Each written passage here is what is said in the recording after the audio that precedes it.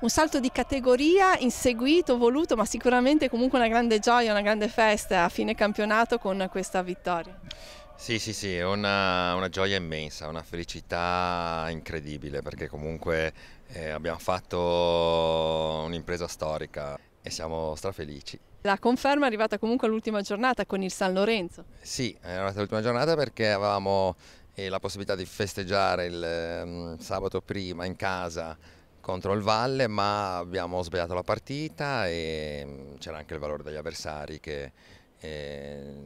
sono degli ottimi avversari, però noi abbiamo sbagliato. Però poi ci siamo riuniti in settimana, abbiamo capito che dovevamo dare di più, dovevamo mettere il cuore oltre l'ostacolo e abbiamo lavorato bene e niente, abbiamo vinto e quindi è andata bene. L'obiettivo era quello di migliorare la posizione dello scorso anno, dove comunque a Cesena era arrivata a un terzo posto, quindi c'era solo la promozione come obiettivo. Sì, sì, perché comunque all'inizio dell'anno quando ci siamo visti con la società, con i ragazzi, abbiamo messo davanti prima delle altre priorità, erano le priorità di creare un bel gruppo e comunque fare le cose bene, perché comunque sì è sempre una passione, però le cose vanno fatte sempre con il massimo dell'impegno.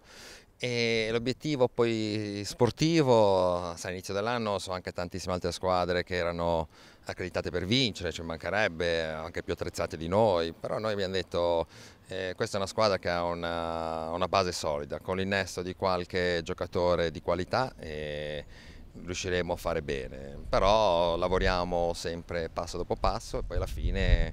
raccoglieremo i risultati e ci hanno premiato perché comunque siamo riusciti a vincere.